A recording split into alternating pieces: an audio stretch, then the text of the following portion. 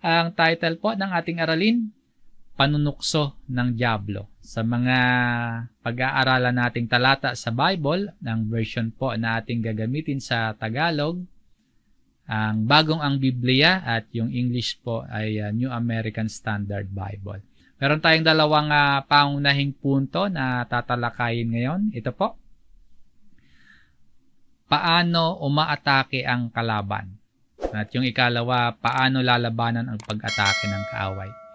Sa tulong po ng mga piling talata ng Biblia, sa tulong ng kwento at pangyayari na mababasa natin sa Biblia, ay makita natin kung paano ba yung estratehiya ng pag-atake ng Diablo at makita din natin kung paano ito dapat nilalabanan.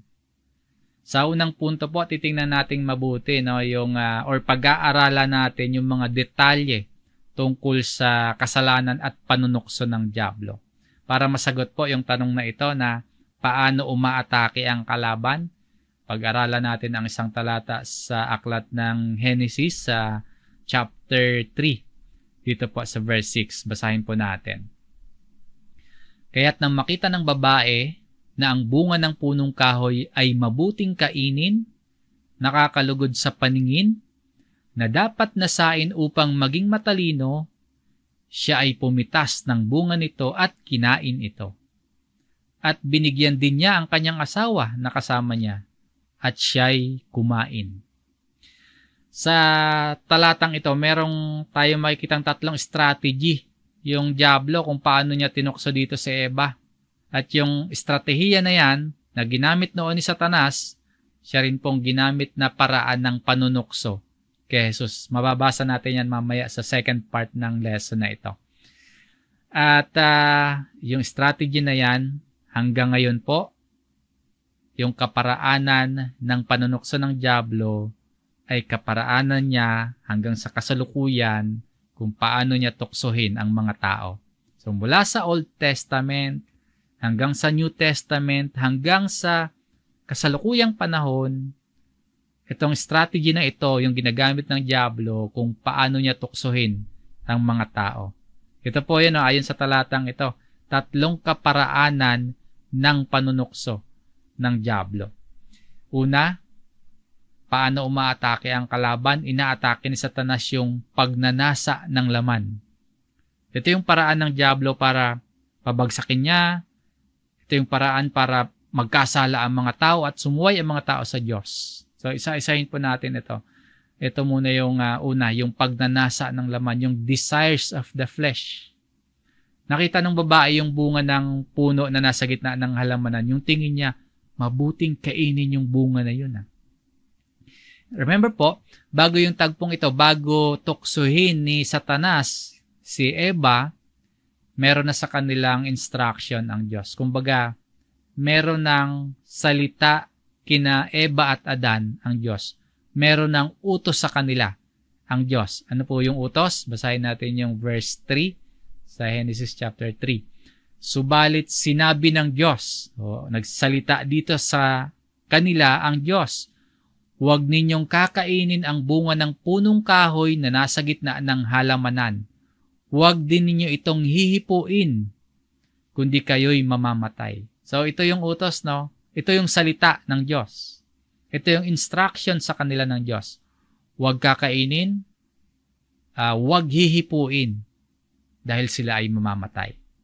Clear yung utos, malinaw yung instruction, and clear din yung warning. Narinig yan, naunawaan niya ni Eva. Itong utos dito. So, ganyan yung sitwasyon, ganyan yung pasimula, maayos. May guidelines, merong utos, merong instruction ang Diyos. Kumilos ngayon yung Diablo. Inatake ni Satanas yung pagnanasa ng laman ng babae. Sa kabila ng pagkakaroon ng malinaw na utos, sabi ni Satanas, totoo ba na sinabi o ipinag-utos ng Diyos na huwag ninyong kainin yung bunga na yon? Iniutos at narinig mismo ni Eva ang Diyos eh. Pero nung kinausap siya ni Satanas, nakinig siya kay Satanas. Sabi ni Satanas, hindi totoo yun. Kapag kinain nyo yung bunga na yan, hindi kayo mamamatay. Kinontra ni Satanas, pinabubulaanan ni Satanas yung sinasabi dito ng Diyos na huwag dapat nilang kainin yung bunga. Malinaw ang sinabi ng Diyos, you shall not eat from it or touch it. Tuso si Satanas. Tinutokso niya si Eva. Sinasabihan na, hindi, pwede niyong kainin. Hindi kayo mapapahamak. Ang inaatake ni Satanas, yung desire ni Eva, sa kabila po ng merong malinaw na utos sa kanila ang Diyos. Nung makita ni Eva yung bunga, ang tingin niya, so ito clear yung utos ng Diyos, clear yung sinabi sa kanila ng Diyos, huwag niyong kakainin yan. Huwag niyong hihipuin yan. Nung makita ni Eva yung bunga, ang tingin niya, good for food.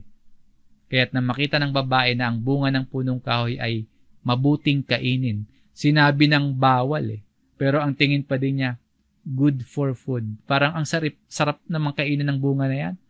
Parang masasatisfy ng bunga na yan yung laman ko, yung masasatisfy niya yung tiyan ko. Nagkaroon ng pita ng laman. Nagkaroon ng nasa ng laman. At itong nasa ng laman, hindi lang po ito sa pagkain lamang. May uugnay din natin yan maging sa sexual immorality, yung desire of the flesh. 'Di ba sa ibang pagtuturo ng Biblia, sinabi ng Diyos, huwag mangalunya. Huwag mag-iimbot ng hindi pag-aari. Kaya lang nananaig sa tao yung nasa ng laman. Dito bumagsak sina Eva at Adan. At nakitaan din ng pagbagsak sa tuksong ito, yung desire of the flesh, sina Abraham, sila David, at marami pang tao hanggang sa panahon natin ngayon. Nahuhulog, natatalo, bumabagsak sa pita ng laman. Nakakita ng maganda, nakakita ng pogi, mabuting makasama yan privately. Pero bawal Pero ang tingin, mabuti. So bantayan po natin yung desires of the flesh natin. Inaatake yan ng dyablo para magkasala ang tao. And hindi lang din ito sa sa maling sexual desire. Hindi lang sa maling sexual desire yung desires of the flesh, kundi maaaring kasama na din diyan yung mga addictions ng mga tao. Addict sa bisyo, addict sa droga, lulong sa sugal, lulong sa alak, at marami pang mga addictions. Feeling nila mabuting bagay yun. Pakiramdam nila, nagbibigay satisfaction yun sa tiyan nila or nasasatisfy yung kanilang laman. Kaya pagka minsan po sa mga pagtitipon natin, pabiro nating binabanggit yung sobrang pagkahilig sa shopping. Lalo na ngayon, uso na yung online shopping. Baka pakiramdam natin satisfying, mabuting bagay. Pero hindi naman pala natin kailangan. Ginigising lamang po natin yung ating kamalayan na baka inaatake tayo ng kaaway ng Diyos gamit yung desires of the flesh natin. Hindi po natin sinasabing masama yung pagsha-shopping o kaya pamimili online. Hindi po natin sinasabing masama yan. Bantayan lamang po natin yung ating puso. Baka maluwag tayo sa mga ganong bagay. Pero napakabigat naman natin pagdating sa mga suporta sa gawaing pag-aaral at gawaing pangangaral ng salita ng Diyos. Baka maluwag tayo sa mga ganong bagay sa paggastos, pero sa mga responsibility natin sa loob ng pamilya natin, ang bigat-bigat natin kumilos. So, bantayan po natin ang ating mga puso. Maging maingat tayo. Yung desires of the flesh, inaatake ng dyablo yan para magkasala ang tao sa Diyos. And yung kasunod na inaatake ni Satanas, number 2, pagnanasa ng paningin. Ito naman yung mga masarap sa paningin, desirable sa paningin ng mga mata. Inaatake ni Satanas yung paningin. Sabi po sa verse 6, kaya't nang makita ng babae na ang bunga ng punong kahoy ay nakakalugod sa paningin. Nakita ni Eva yung bunga, na-delight yung mga mata niya. Ang tingin niya nakakalugod sa paningin. Gusto niyang maging kanya. Gusto niyang matikman. Gusto niyang magkaroon. Kahit alam niya at malinaw yung utos sa kanya na bawal para sa kanya. Hindi ipinapahintulot sa kanya. So, bantayan din po natin yung lust of the eyes natin. Sa atin ba ngayon, ano po ba yung desirable? Ano po ba yung delighted, yung mga mata natin? Baka ganito, no? Example lang naman ito. Nakita natin yung kapitbahay natin, may biniling gamit. Tapos tayo, kahit hindi natin kailangan, nanaisin din nating makabili. Tatapatan o kaya hihigitan din natin. Kasi nakakalugod sa paningin. Hindi natin kailangan yun. Or kaya, nakita natin, may napuntahang lugar yung kakilala natin. Kahit hindi naman natin kailangan, nanaisin din nating makapunta. Kasi it was a delight to the eyes. O kaya nakita natin, nagkaroon ng malaking handaan sa kapitbahay natin. So, dapat tayo din. Nakita natin, meron silang magarang kotse, magarang bahay, magarang mga gadgets, pero hindi naman natin kailangan. Kaya lang nakakalugod sa paningin natin. Nagkakaroon tayo ng sobra-sobrang paghahangad. Kapag po inatake ni Satanas yung pagnanasa ng paningin ng tao, marami sa atin bumabagsak. Sa pagnanais natin sa mga bagay na nakakalugod sa ating paningin, napapahiwalay at sumusuway tayo sa Diyos. Hindi natin sinasabi na masama agad yung mga bagay-bagay dito sa mundo. Muli po, ginigising lamang natin yung ating kamalayan na baka sa mga bagay-bagay sa mundo, mabilis tayong gumawa ng paraan para makuha yung bagay na yon at mabilis tayong maglaan ng oras, ng lakas. Pero sa misyon at gawaing paglilingkod ng isang Kristiyano, baka naman limitado yung oras na binibigay natin. Baka limitado yung talento, yung lakas na inilalaan natin para sa Diyos at para sa pagsulong ng salita ng Diyos. Kung ihahambing sa paglalaan natin ng lakas at panahon sa mga bagay-bagay dito sa mundo. Kapag inaatake tayo ni Satanas, yung intention po ni Satanas, mapalayo talaga tayo sa Diyos at mapalapit tayo sa mga bagay dito sa mundo. So, bantayan po natin yung pagnanasa ng ating paningin. And number 3, pagmamalaki. Paano umaatake ang kalaban? Pride. Nakita ni Eva yung bunga. Alam niya, bawal kainin ha. Pero ang tingin niya, basahin ulit natin yung verse 6, dapat nasain upang maging matalino. Nakita niya yung bunga and that the tree was desirable to make one wise. Nung makita ng babae yung bunga, nagnasa siya na maging matalino, na maging katulad siya sa Diyos. Yun yung tukso dito Maging katapat sa kataasan ng Diyos. Ang maging tingin sa sarili natin, kasing taas ng Diyos sa kaalaman at sa katalinuhan, sa kakayahan.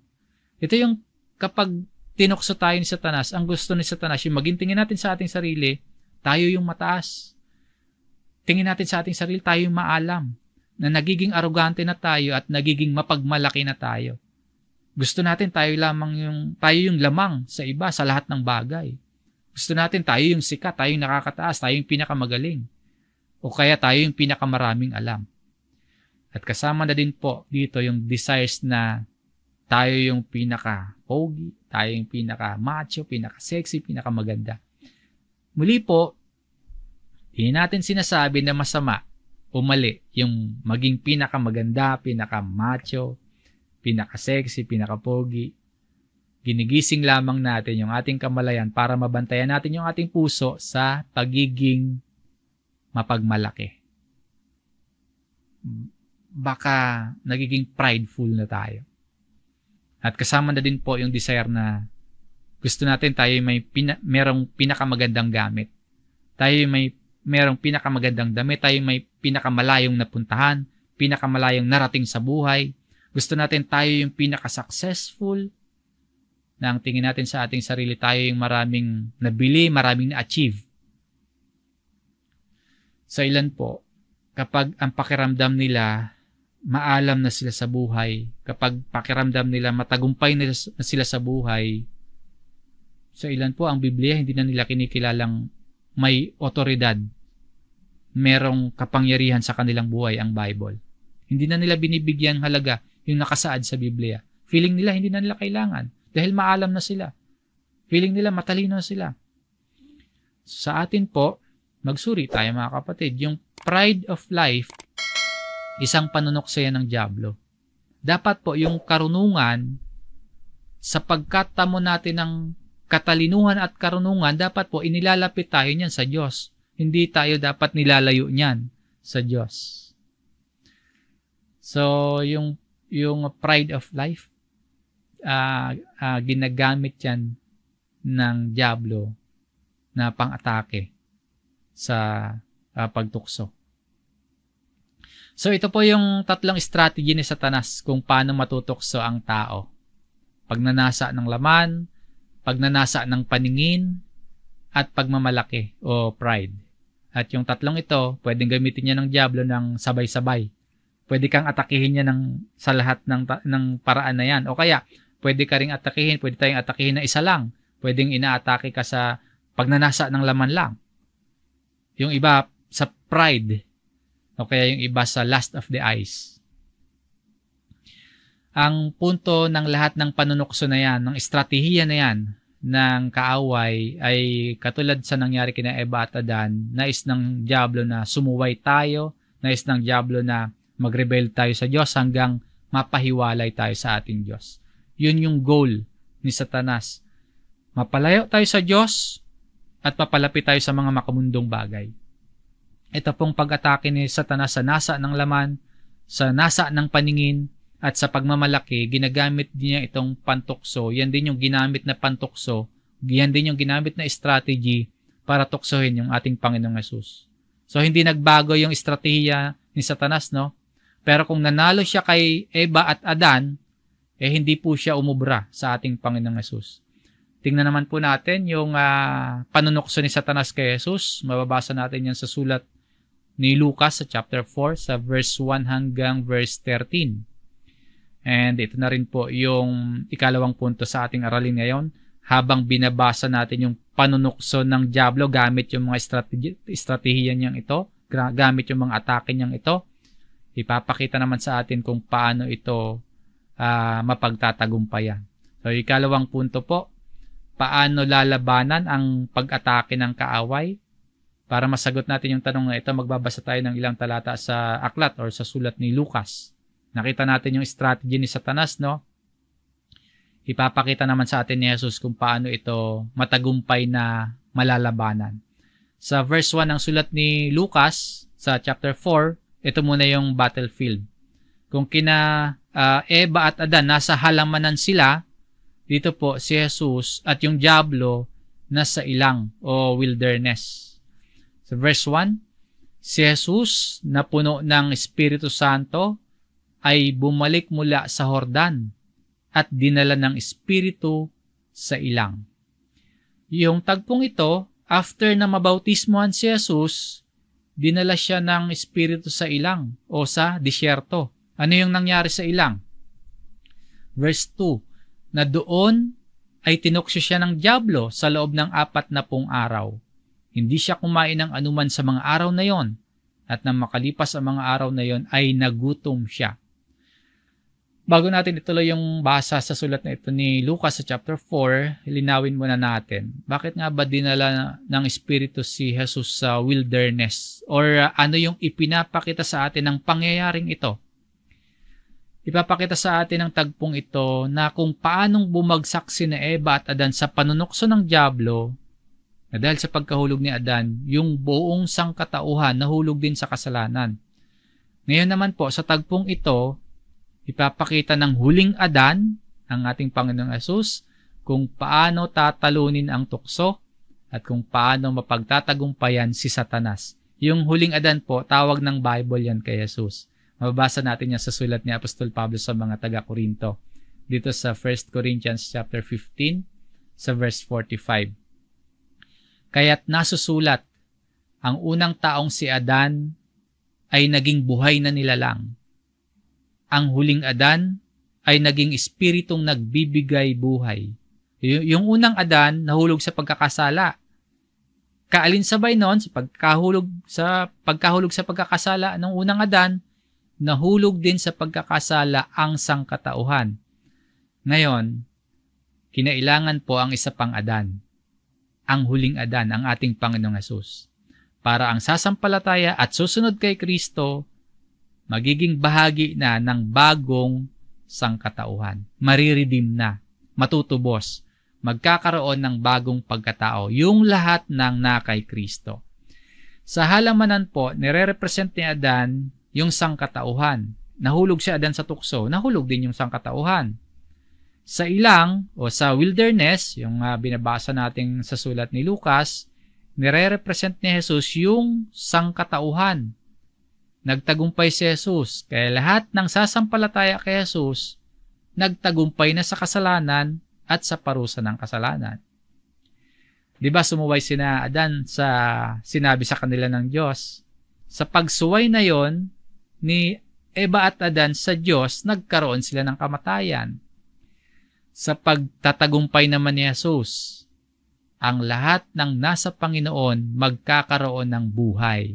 So, ganun yung representasyon ng pangyayaring ito sa ilang, no? Yung tagpong ito sa wilderness. Ituloy na po natin yung basa sa Lucas chapter 4. Ang sitwasyon, 40 days na tinukso si Jesus, hindi kumain ng anuman, kaya nakaramdam ng gutom si Jesus. Sa ganong kalagayan, anong sinabi ng dyablo kay Jesus? Sinabi sa kanya ng dyablo, kung ikaw ang anak ng Diyos, ipag-utos mo na ang batong ito ay maging tinapay. Ang Panginoong Jesus nung panahong ito nagkatawang tao tulad natin. So, bilang tao tulad natin, nararamdaman ng Panginoon kung ano yung nararamdaman natin. Kapag po isang buong araw tayong hindi kumain, o kaya 2 araw na walang kain, makakaramdam tayo ng matinding gutom. At sa gutom na nararamdaman natin, pakiramdam natin, ano mang pwedeng kainin, kakainin natin. Ano mang pwedeng gawin para magkaroon ng pagkain, gagawin natin. Maibsan lang yung gutom. Wala lang yung gutom na nararamdaman natin. Ang Panginoong Hesus po, 40 days na walang kain. Kaya gutom na nga siya. 40 days siyang walang kain, nakakaramdam na siya ng gutom, meron pang dyablo na tumutokso sa kanya. Sabi ng dyablo, yung bato na yan, gawin mong tinapay. Gawin mong masarap na tinapay na magsasatisfy sa laman mo or sa tiyan mo. Remember po yung strategy ni Satanas, yung unang atake niya, pagnanasa ng laman. Sinasabi niya dito kay Jesus, mabuting kainin ang tinapay para mawala yung gutom. Gawin mong tinapay yung mga bato na yan para mawala yung hirap mo, para mabuhay ka. Ano po yung sagot ni Jesus sa panunukso na ito ni Satanas? At sumagot sa kanya si Jesus, nasusulat, ang tao ay hindi nabubuhay sa tinapay lamang. Ang tugon ni Jesus sa panunukso ng dyablo, walang iba po kundi salita ng Diyos. Sabi niya, it is written, nasusulat. Si Eva at Adan hindi nagbase kasi sa salita ng Diyos. Hindi nila pinanghawakan yung salita ng Diyos, kaya nahulog sila sa pagkakasala. Pumasok ang kasalanan sa sanlibutan at napahamak yung sangkatauhan. Kinalimutan kasi nila o kaya binaliwala nila yung salita ng Diyos, yung utos sa kanila ng Diyos. Meron sa kanilang salita ang Diyos Meron na sa kanilang instruction. Merong utos na huwag kainin yung bunga. Kaso, ang sinunod nila, yung mas nanaig sa kanila, salita ng dyablo at nasa ng laman nila. Yun yung nanaig sa kanila, kaya sinunod din ni Eva at Adan yung dyablo, hindi na yung Diyos So, natalo si Eva at Adan. Dito po, ang Panginoong Hesus, ang pinanghawakan ni Hesus, salita ng Diyos. Kaya napagtagumpayan niya yung panunukso na ito. Sabi ng Panginoon, nasusulat, ang tao ay hindi nabubuhay sa tinapay lamang. Saan po ba nabasa ito ni Jesus? Nabasa ito ng Panginoon sa tinatawag natin ngayong Biblia. Dito po galing ang sinabi ni Jesus na nasusulat. Deuteronomy chapter 8, verse 3. Ikaw ay pinagpakumbaba niya nang ginutom ka niya at pinakain ka niya ng mana na hindi mo nakilala ni hindi nakilala ng iyong mga ninuno, upang kanyang maipaunawa sa iyo na hindi lamang sa tinapay na bubuhay ang tao, kundi sa bawat salitang lumalabas sa bibig ng Panginoon. Pinapakita sa atin ni Jesus, mabisang panlaban sa tukso ng dyablo ang kasulatan o ang salita ng Diyos. So, sa sagot na ito na man does not live by bread alone, talo po yung dyablo. Hindi sinunod ni Jesus ang dyablo, kundi ang amang Diyos ang sinunod ni Jesus. Nakita po ninyo yung advantage kapag meron tayong pinanghahawakang salita ng Diyos. Ang nangyayari, natatalo ang dyablo. Sa kasunod, ginamit na ni Satanas yung isa pa niyang strategy ng panunukso. Sa verse 5, ganito yung nakasulat. Pagkatapos ay dinala siya ng dyablo sa isang mataas na lugar at ipinakita sa kanya sa isang saglit ang lahat ng mga kaharian sa sanlibutan. Hindi umubra yung lust of the flesh, yung nasa ng laman. Ito yung next na strategy, round 2 kumbaga. At ang paraan ng dyablo, atakihin naman yung lust of the eyes. Dinala si Jesus sa mataas na lugar. Kumbaga, ipinakita sa kanya lahat ng mga bagay sa mundo. Ipinakita ni Satanas yung karangyaan ng sanlibutan. Ipinakita yung lahat ng nakakalugod sa paningin. At ang sabi ng dyablo, at sinabi sa kanya ng dyablo, ibibigay ko sa iyo ang lahat ng kapangyarihang ito at ang kaluwalhatian nila, sapagkat ito'y naibigay na sa akin at ibinibigay ko kung kanino ko ibig. Ang yabang, no? At matindi din talaga mandaya. Matindi man linlang itong dyablo. Ibinigay na daw sa kanya yung lahat ng nakikita nila, yung kaharian, yung kapangyarihan, yung kaluwalhatian ng lahat. Tapos, dahil binigay na daw sa kanya, kung kanino niya gustong ibigay, ibibigay niya. Kaya tayo, wag tayong papadaya sa dyablo. Ang lahat ng nakakalugod sa paningin mo, sabi ni Satanas kay Jesus, ibibigay ko sa iyo lahat. Nakakalugod sa paningin mo yan, mapapasayo yan. Ang tindi mandaya, as if talagang kung papakinggan, meron talaga ba siyang kakayahang magbigay kung umasta, no? Akala mo talaga may kakayahan.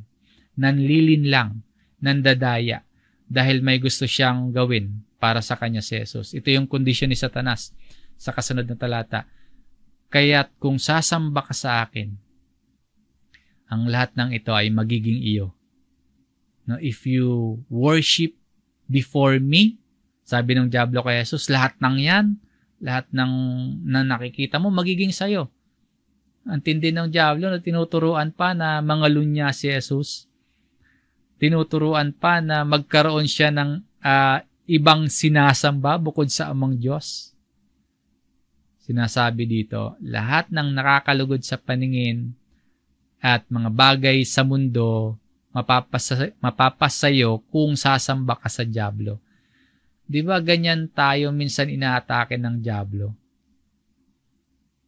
Ang gusto ni Satanas, yung anak ng Diyos, si Jesus, ang gusto ni Satanas, yung mga anak ng Diyos, yung mga binigyan ng karapatan na maging anak ng Diyos, sumasamba sa dyablo sa halip na sa tunay na Diyos. Yan yung panlilin lang ni Satanas eh. Pero yung ating Panginoong Hesus, hindi siya nagpatinag. Nanatili po at pinanghawakan ng Panginoong Hesus ang salita ng Diyos. Yung kabiguan noon ni Eva at Adan, pinagtatagumpayan dito ng ating Panginoong Hesus.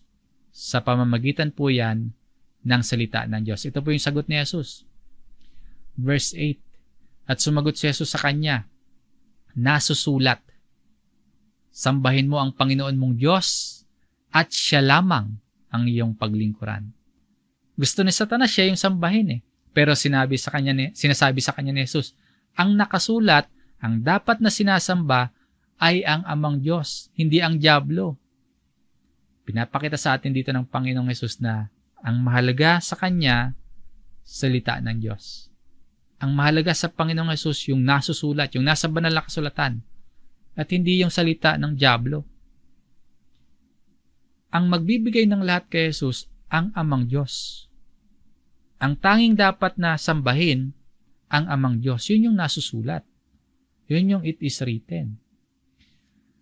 At ang nasusulat po, ang mahalaga sa Panginoong Jesus.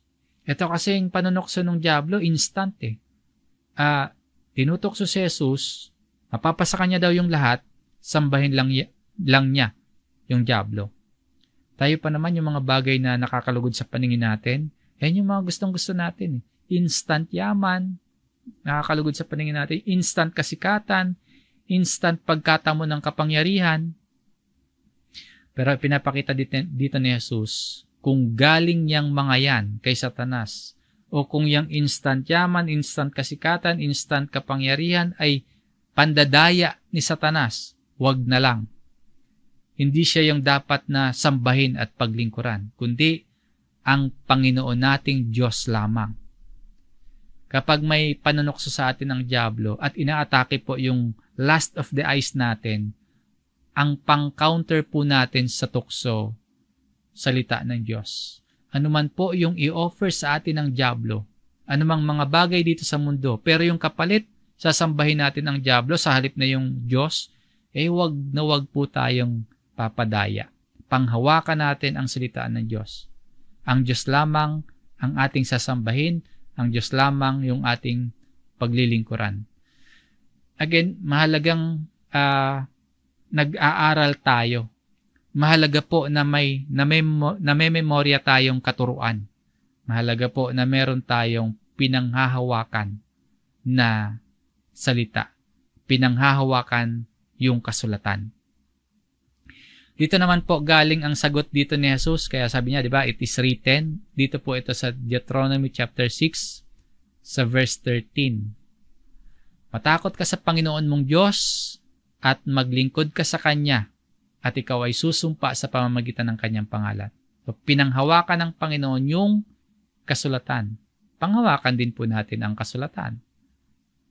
Dahil sa pinanghawakan ng Panginoon ang kasulatan, bigo na naman dito yung dyablo. Talo ang dyablo. Ano yung next na strategy ni Satanas?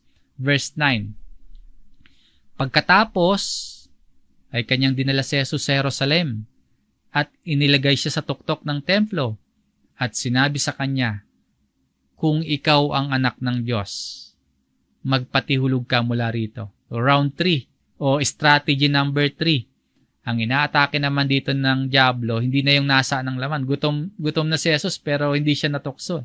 Hindi na rin yung nasa ng paningin. Ipinakita sa kanya ang lahat pero hindi nadaya si Jesus. So bigo si Satanas doon. Kaya dito sa pangatlong paraan, ang atake ng dyablo sa pride naman o pagmamalaki. Sabi ni Satanas, di ba ikaw ang anak ng Diyos? Kung ikaw ang anak ng Diyos, tumalon ka, magpatihulog ka nga. Anak ka pala ng Diyos eh. Subukan mo, hindi ka masasaktan. Anak ka nga ng Diyos eh. Subukan mo kung talagang anak ka ng Diyos. Tapos nag-quote na rin ng kasulatan si Satanas. Gumamit din ng kasulatan. Yung dyablo, basahin po natin yung verse 10 at 11. Sapagkat nasusulat, ipagbibilin ka niya sa mga anghel na ikaw ay ingatan at aalalayan kanila ng kanilang mga kamay. Baka masaktan mo ang iyong paa sa isang bato. Nagbabasa pala ng Biblia si Satanas, no? Nabasa niya ito, sabi niya nasusulat sa Psalms 91 sa verse 11 hanggang 12. Yung panunukso dito, kung ikaw yung anak ng Diyos, sabi ni Satanas kay Jesus, hindi ba ipinagbilin? Kinote niya yung kasulatan, hindi ba ipinagbilin na iingatan ka? Aalalayan ka ng mga anghel ng Diyos? So, tumalon ka nga, magpatihulog ka nga. Yan yung panunukso ng dyablo eh. Sinasabi na, subukan mo kung totoo itong sinabi ng Diyos sa kasulatan. So, nais ni Satanas na subukin ni Jesus ang Amang Diyos. Kaya po, maging maingat talaga tayo. Yung dyablo, maalam sa kasulatan at kilala niya ang Diyos. Ang problema sa kanya, ang dyablo hindi nagpapasakop sa Diyos. Maalam siya sa kasulatan, kilala niya ang Diyos, pero nagre-rebelde at sumusuway siya sa Diyos. So, hindi rin talaga sapat no, na maalam tayo sa Biblia. Pero hindi naman tayo nagpapasakop at hindi tayo sumusunod. So, hindi hihinto na dapat maalam lamang tayo sa Biblia. Dapat magre-resulta yun ng pagpapasakop at pagsunod natin sa Diyos. Si Satanas maalam Maalam sa Biblia. Kilala niya ang Diyos. Pero hindi siya sumusunod. Hindi siya nagpapasakop sa Diyos. Maalam siya, ginamit pa nga ni Satanas yung kasulatan. Ano yung sagot ng Panginoong Hesus sa verse 12? At sumagot si Jesus sa kanya, sinasabi, huwag mong tutuksuhin ang Panginoon mong Diyos. Nag-quote ng Bible si Satanas, no? Pero maling paggamit Gusto niya subukin ni Jesus yung Diyos. Kaya sinabi dito ni Jesus, you shall not put the Lord your God to the test. Kung may sinabi ang Diyos, sinabi niya yon. Hindi na kailangan tuksuhin. Hindi na kailangan tuksuhin pa ang Diyos. Hindi na kailangan subukin pa ang Diyos. So, dito naman po galing yung sinasabi dito ng Panginoon. Sabi dito sa verse 12. Galing ito sa Deuteronomy chapter 6 verse 16. Huwag ninyong susubukin ang Panginoon ninyong Diyos. You shall not put the Lord your God to the test. So, nakita po natin, sa lahat ng panunukso, sa lahat ng pandadaya ng dyablo kay Jesus, ang tanging gamit at pinanghahawakan po ng ating Panginoon ay salita ng Diyos na nasusulat sa kasulatan. Tamang paggamit ng salita ng Diyos na nasa kasulatan. Kasi yung dyablo nag-quote ng kasulatan pero maling paggamit. Pinapakita pa sa atin ng Panginoong Hesus na sa lahat ng panunukso, sa lahat ng pandaraya ng dyablo, malalabanan po natin yan gamit ang salita ng Diyos na nasa Biblia. Ano man yung strategy ni Satanas, walang panalo sa salita ng Diyos. Again, mahalaga po na meron kang salita ng Diyos sa puso mo, sa isip mo, sa buhay mo. Mahalaga na nasa iyo ang katotohanan, na nalalaman mo yung katotohanan, nalalaman mo yung salita, naaalala mo, pinanghahawakan mo. Para kapag dumating yung tukso, may panlaban ka, may panangga ka, may pang shield ka. Ano ang ginawa ng dyablo? Nakita niya matibay sa pagkapit sa salita ng Diyos ang Panginoong Hesus. Ano yung naging kasunod na hakbang ng dyablo? Sabi po dito sa verse 13, nang matapos na ng dyablo ang lahat ng panunukso. Yung tatlong strategy niya, ginamit niya. Nakita niya matibay na kumapit si Jesus sa salita ng Diyos. Lumayo siya sa kanya hanggang sa isa pang pagkakataon. Yung ang dyablo, he left him. Iniwan o lumayo sa Panginoon.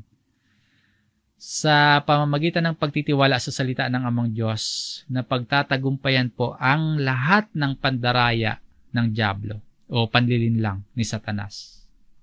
Si Eva at Adan nahulog o napahiwalay sa Diyos kasi hindi nila pinanghawakan yung salita ng Diyos. Dito po, si Jesus kumapit sa salita ng Diyos kaya lumayo sa kanya ang dyablo. So, anong aral, anong aplikasyon naman ito para sa atin ngayon? Napakahalaga po ng salita ng Diyos para sa ating lahat. Bago dumating yung tukso at habang nasa pagtutukso, at kahit wala pa man yung tukso, napakahalaga na ma-practice natin yung mga ito. Number 1, ibabad ang sarili sa salita ng Diyos. Ilubog, i-immerse, ibabad. Habang wala pa yung panunukso sa atin ng dyablo, ibabad na natin yung ating sarili sa salita ng Diyos.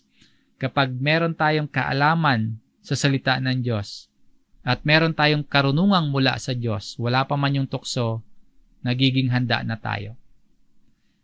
Kung ihambing po sa mga atleta na lumaban sa mga nagdaang Olympic, kung nasubaybayan niyo po yung mga palaro, dumaan na sila sa maraming paghahanda bago yung mismong laban nila.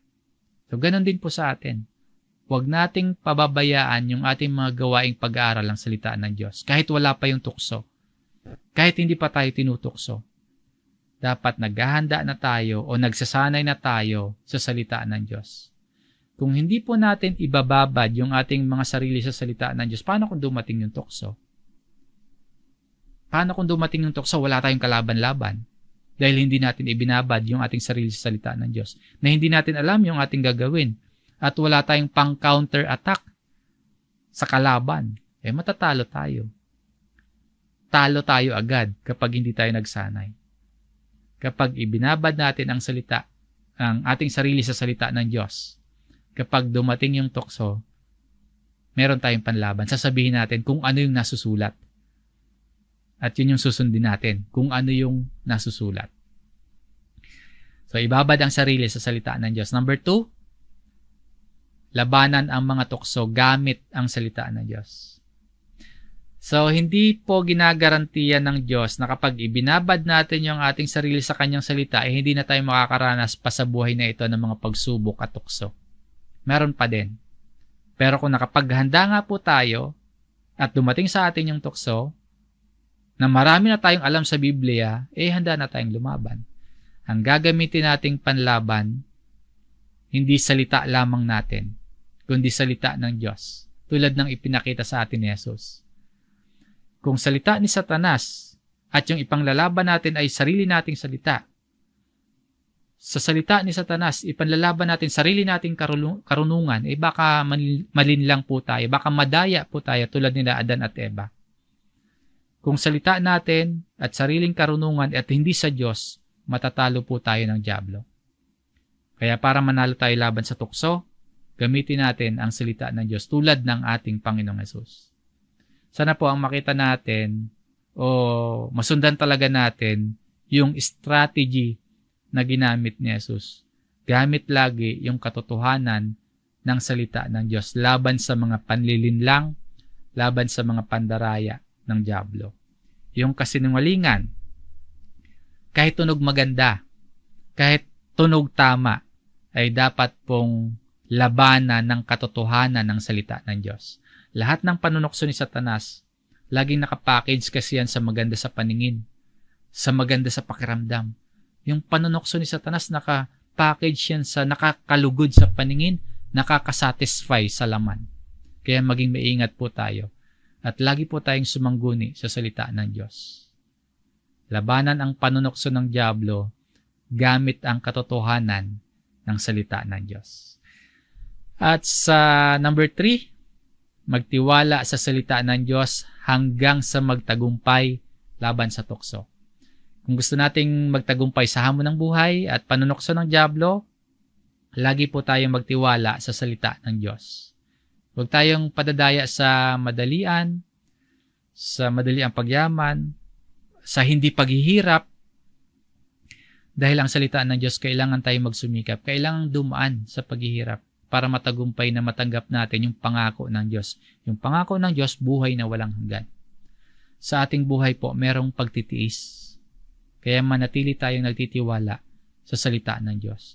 Kahit mga mananampalataya na tayo at pinagkalooban tayo ng karapatan na maging mga anak ng Diyos, sa ating buhay po, meron pa ring pagtitiis. Sinasabi nga po dito sa Hebreo chapter 10, sa verse 36, sapagkat kailangan ninyo ng pagtitiis. Kailangan daw po ng pagtitiis upang kapag inyong nagampanan ang kalooban ng Diyos, ay tanggapin ninyo ang pangako.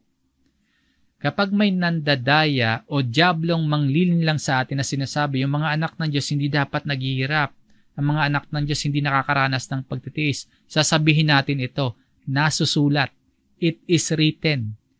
Kailangan natin ang magtiis. Kailangan ang magampanan ang kalooban ng Diyos at pagkatapos ng lahat ng pagtitiis natin, tatanggapin natin ang pangako ng Diyos. Yan yung nasusulat.